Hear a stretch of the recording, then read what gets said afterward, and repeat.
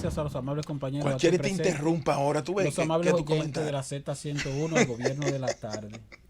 En relación a la estrategia de campaña que ha utilizado el candidato del Partido de la Liberación Dominicana, Gonzalo Castillo, ha recibido críticas interesantes, porque las críticas que ha recibido Gonzalo Castillo con relación a esa estrategia de campaña provienen precisamente de opositores al gobierno y a su candidatura.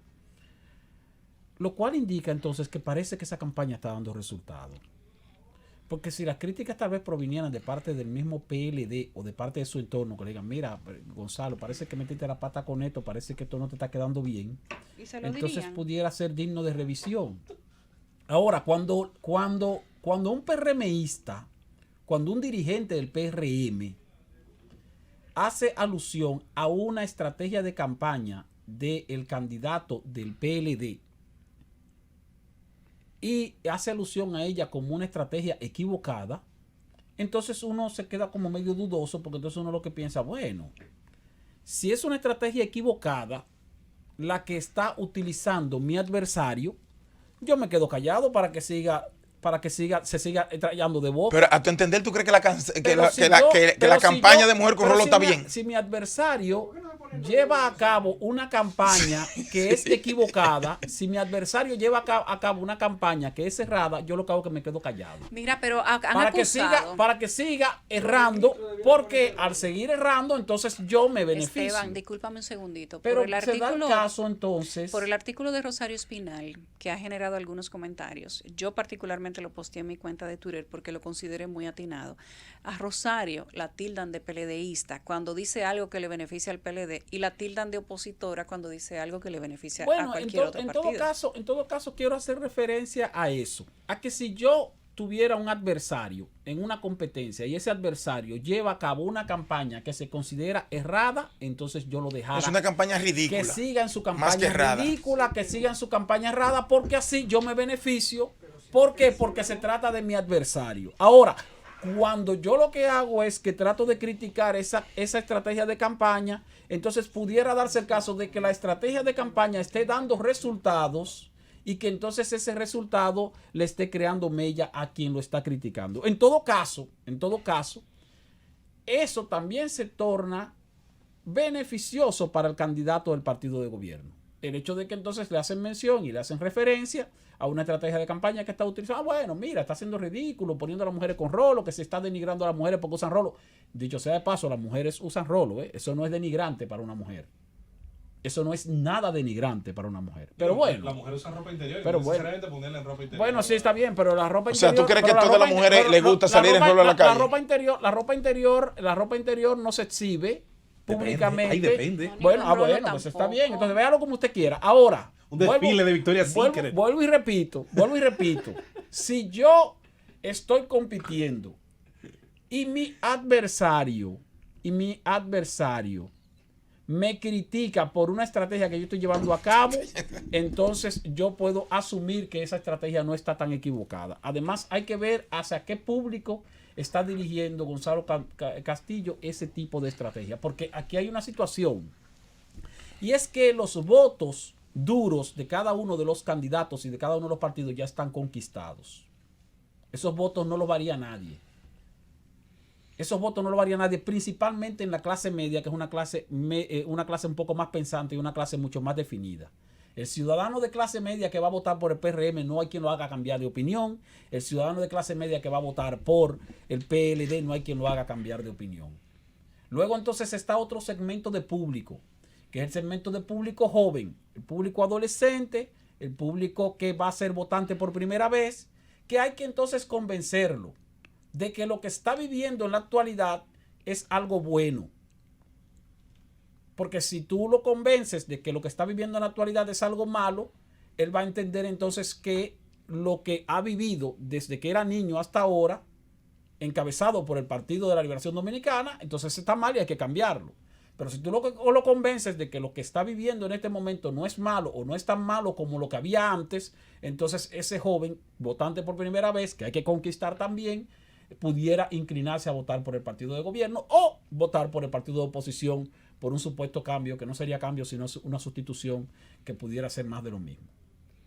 Y el otro segmento es un segmento que está en las clases más desposeídas de la Ojalá nación. que no se le ocurra a Gonzalo ese decir. segmento de las clases populares. Oye, eso fue que se le ocurrió es un decir, le voy a pasar el rol y anda donde- con mujeres llenas de rol. donde Ojalá que no se le ocurra decir que va a desnudar a un segmento político. Donde se enfoca Un también adversario. el candidato.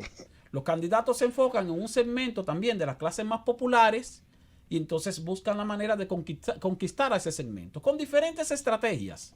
Estrategia que utiliza el candidato del partido de oposición y estrategia que utiliza el candidato del partido de gobierno. Pero repito, si esa estrategia está siendo criticada principalmente por tu adversario, entonces puede ser que lo estés haciendo bien o puede ser que tu adversario entienda que te está dando resultados aun cuando un segmento de la población, que no es el segmento al que está dirigido ese tipo de estrategia de campaña, haga crítica sobre el particular. Eso es simplemente para dejarlo ahí. Brevemente quiero hacer referencia a la decisión o la marcha que realizaron los trabajadores o los representantes de los trabajadores en la República Dominicana a propósito del proyecto de modificación de la Ley de Seguridad Social. Y en el principio del programa hacíamos referencia a que esa ley de seguridad de seguridad social, la ley 87-01, debe ser modificada con mucho mayor profundidad y no simplemente tocar algunos aspectos como es el que tiene que ver con la rentabilidad de las administradoras de fondos de pensiones. Las administradoras de fondos de pensiones tienen un esquema de rentabilidad hoy día que consiste en el cobro de una partida mensual equivalente al 0.5% del salario cotizable para pensiones. Esa es una comisión, 0.5% del salario cotizable. Y aparte de eso reciben el equivalente a un 25%, que antes era un 30%, de el excedente de rentabilidad que puedan obtener con la inversión que hacen de los fondos de pensiones, que esté por encima del promedio de la tasa de interés de los certificados de inversión en la banca local. Entiéndase, si la tasa de interés que pagan los certificados de inversión en la banca local está hoy día en un 6%, entonces si las AFP invierten ese dinero en instrumentos que generan, por ejemplo, un 8%, entonces la diferencia entre ese 6% y el 8%, que es un 2%, de ahí, dentro de ese 2%, se extrae un 25%, es decir, una cuarta parte, que en este caso equivaldría a medio punto porcentual, porque un 25% de 2 puntos porcentuales sería medio punto porcentual. Entonces, ese es el 25%, que antes era un 30%, al que hacen referencia algunos críticos de las AFP o de las ganancias de las AFP que dicen que se llevan un 30% de ganancia. No, reciben un 30% del excedente de rentabilidad que obtengan por encima de la rentabilidad promedio de los certificados de inversión de la banca. Ahora bien, la propuesta que está en el Congreso Nacional hace referencia a que se elimine ese esquema de rentabilidad y que entonces se establezca un esquema de rentabilidad mediante el cual las AFP reciban en este año el equivalente al 1.4% o 1.40% del monto total de los fondos de pensiones y que cada año se le vaya descontando 5 centésimas a cada punto de esos para que entonces se vaya reduciendo en términos porcentuales ese aporte. El año que viene 1.40, el año siguiente 1.35, el año siguiente 1.30 hasta que llegue a 0.85. Pero resulta que ese esquema, tomando en cuenta que los fondos de pensiones van en crecimiento, haría que las AFP reciban una ganancia mayor que la que están recibiendo en la actualidad. Sí, lo que se cambió Ninguno fue de los dos el esquemas método le garantizan, ninguno de los dos esquemas le garantizan a los trabajadores un aumento en la proporción del salario que van a recibir en el momento de su retiro. ¿Por qué?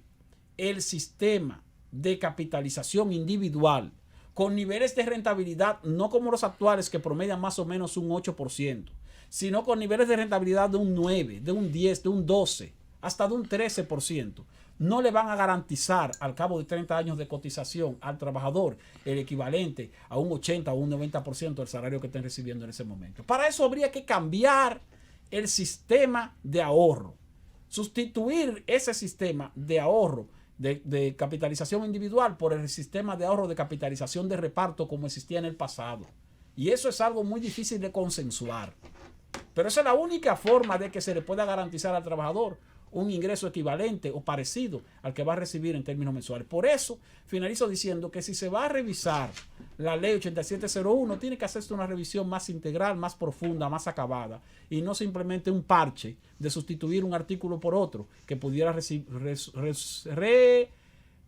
pudiera convertirse en algo más caro o más costoso que lo que tenemos en la actualidad.